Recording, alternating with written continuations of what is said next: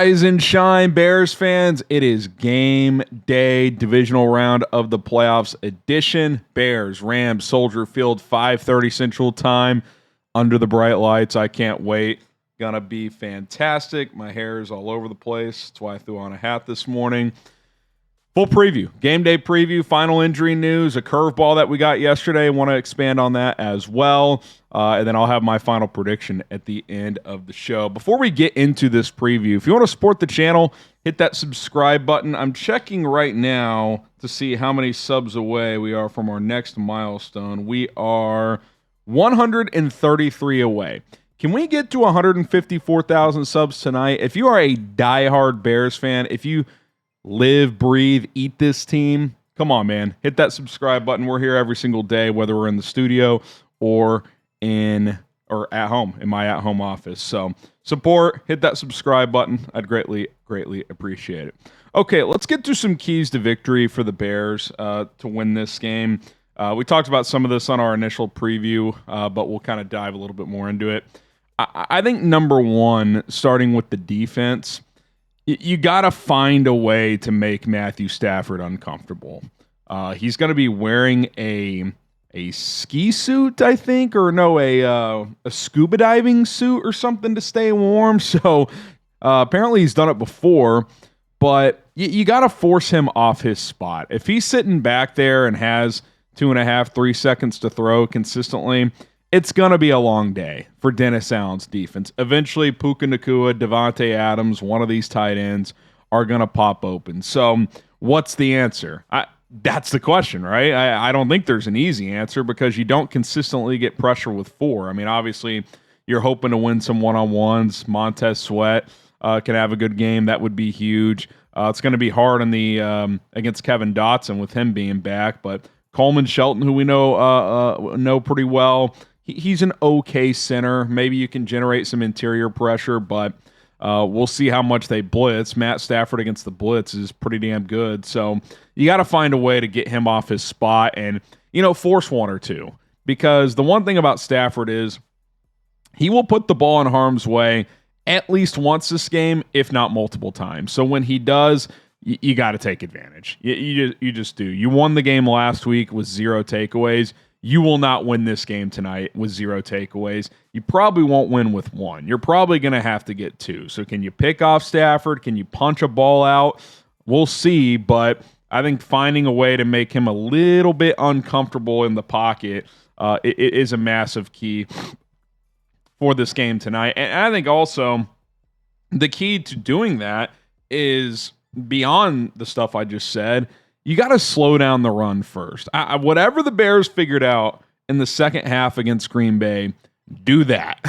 I know this is a different opponent. It's a new week, but Josh Jacobs had 8 yards on his final 11 carries. I'm not expecting that, but you got to slow down Kyron Williams and Blake Corum. Now, Sean McVay has gotten a little pass happy in recent weeks. I think some of that is due to the absence of Kevin Dotson. There's some advanced numbers out there that show they are a much more efficient running team when he's playing and he's back in the lineup. So you would think that combined with the really cold weather conditions, sub-20 temperatures, and potentially sub-0 wind chill temperatures, that McVay would be a little bit more stubborn running the football tonight. Well, you got to stuff that early. At least slow it down. If they're getting 5, 6, 7 yards a rip, it just makes their job even easier because you get Stafford into second and short, second and medium, third and short. I mean, the whole playbook's open for Sean McVay. So defensively, slow down the run early, and then you got to find a way to make Matt Stafford uncomfortable. I will say this, just to talk about their receivers, Devontae Adams and Puka Nacua. Obviously, they're awesome. I am not even sort of downplaying that. So I want to get that, be very clear on that. Here's what I will say, though. They're not twitchy burners. They're not Jameson Williams. They're not even a Matthew Golden last week who did nothing all year but was getting separation consistently, and I don't think Matthew Golden can hold these guys jocks. But what I'm saying is those speedy, twitchy receivers give these corners the most trouble. Number one, Jalen Johnson's more of a physical corner, and he's not 100% with his speed. In fact, he's not close. If you listen to him on the Richard Sherman podcast this week, he said he's not close. He's still having to take numbing shots. Like, it's a miracle he's even out there. Nashawn Wright, he'd rather play with physicality on the boundary. So Adams is kind of just a boundary receiver. Still a really good route runner, can create some separation, but he's not a burner. He's not going to be running posts and goes consistently throughout the game. And Puka Nacua is more of a possession receiver that's looking for the soft spot in the zone and trying to get yards after the catch. So, again, they're dynamic as hell. I'm not acting like the Bears are going to be sticky in corner against these guys consistently, but they should be able to eliminate some of the vertical stuff against them. Now, if I'm the Rams, I would dial up a couple plays for Tutu Atwell in this game because he is a twitchy, speedy receiver. He's a guy that can get behind a defense, but hopefully they force the Rams to be a little methodical with their more possession receivers. And, if Stafford misses every once in a while, then you get off the field. So that's kind of my analysis of the Bears defense. The Rams are really good. They can run it. They can throw it. They have 2 all-pro caliber receivers, really good tight ends. They're going to sit in that 13 personnel. How does Dennis Allen adjust to that, especially if he wants to run some nickel and dime packages? So it's going to be a challenge.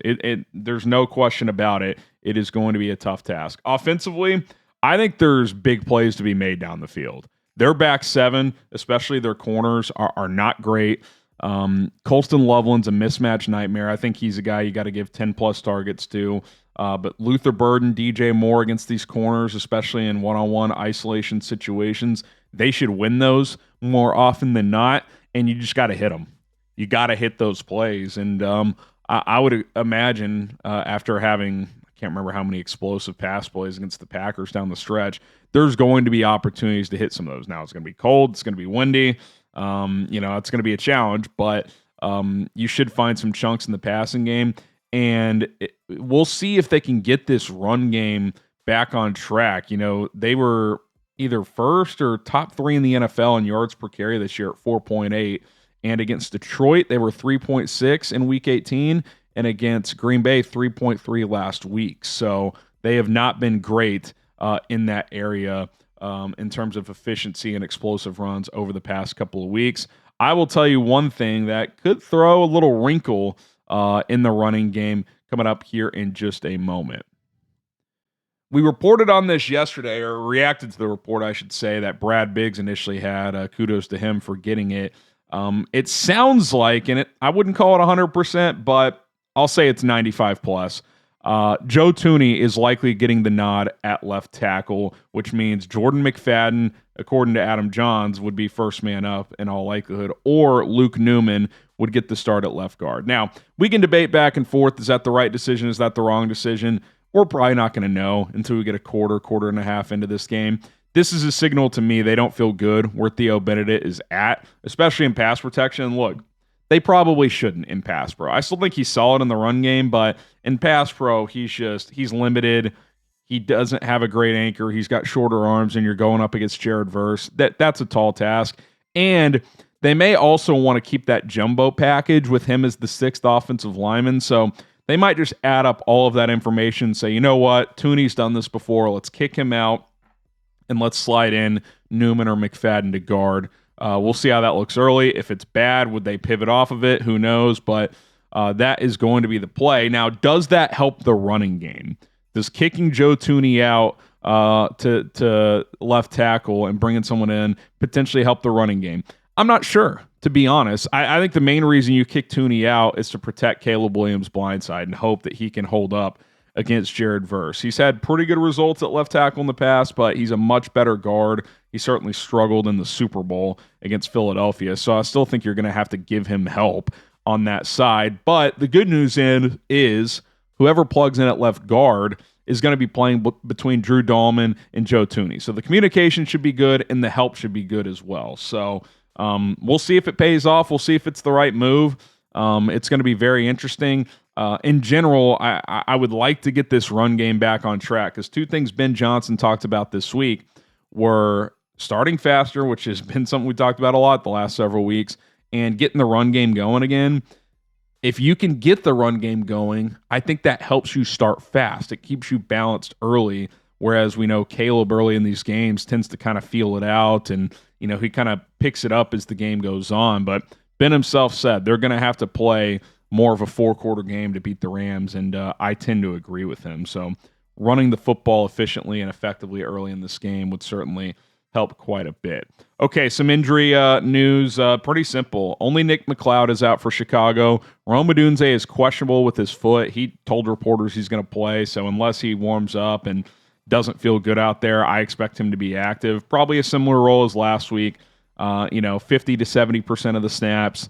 Can he make a timely play or two, block in the run game? Last week was kind of exactly what I was hoping for. Make a couple big catches, which he did, that low sliding catch. Then, of course, the iconic 4th and 8. Get your Iceman gear, chatsports.com/Iceman. And, battle out there. Be a factor in the run game. I thought he did all those things. Jalen Reeves-Maybin is questionable with his back. They did not elevate a linebacker from the practice squad, so I got to think he's at least going to be healthy enough to begin this game. You would also probably think Ruben Hippolyte's going to be active, and he has been a healthy scratch for a while, so we'll see if the 4th-round rookie can make an impact at least on special teams. For the Rams, the only two guys questionable, Jimmy Garoppolo and Desjuan Johnson, one of their defensive ends. Garoppolo, his back flared up this week, but Sean McVay said on Friday that they expect him to be available, so we'll see if that's the case, and not insignificant, because I think he's much better than Stetson Bennett if the Rams, for whatever reason, had to turn to their backup quarterback. The winner of this game is going to head to Seattle. What a game that was last night. The Seahawks thumped the 49ers 41-6, which means they will host the NFC Championship game because they are the number 1 overall seed. So tonight's the final game of the year at Soldier Field. So if you're going, be loud, be proud, enjoy it. Sunsets at like 4:50, games at 5:30. It's going to be a nice atmosphere, just like last week. It's going to be cold, bundle up, but this is it. Last game of the year at home. So have fun if you're out there. Bring us home a dub, and if you win, you're going to go to Seattle. And early thoughts on that, without getting ahead of myself, it would probably take a lot for me to pick them to beat the Seahawks next week. Really, I mean, I give you guys my honest predictions. If they play like that last night and I get the 49ers are banged up and that game kind of got away from them, I don't think the Bears would lose 41-6, but I don't think the Bears can match the Seahawks A game. I might be wrong. I hope I'm wrong, but that defense in Seattle is special. I do think Caleb could make some plays, but their offense is good too. They're really good on special teams. Shaheed has been a difference maker, so we'll get there when we get there, and I do think we'll get there. I'm still picking Bears. I lowered the point totals a little bit. I had 30-28 early in the week. I'll go 28-23 Bears. I do think the elements will play a bit of a role. It's going to be windy. You're kicking a cold football. How does Harrison Mevis handle that? That could lead to a miss or two. We know Cairo Santos is comfortable in these conditions. I do think special teams will be a big difference, and I think Caleb and his physicality in these conditions, the ability to run around, will play a role as well. Bears 28, Rams 23. I think Chicago gets it done, heads to Seattle for the NFC Championship game, which again will be very tough. But listen, you're one of the last 4 standing. If you win tonight, go let it rip. Anything can happen. Anything can happen. All right, that's going to do it for our game day preview. Chicago Bears Now. Thanks for tuning in. Myself, producer Cullen, we will be live at about 3:30, 2-hour pregame show tonight, so come hang out. Should be fun. We'll keep tabs on Texans Patriots as well. Then, of course, we'll be live for the entire game. Chicago Bears, Los Angeles Rams, 5:30 Central Time. Be there, be square. We'll see you then. Bear down.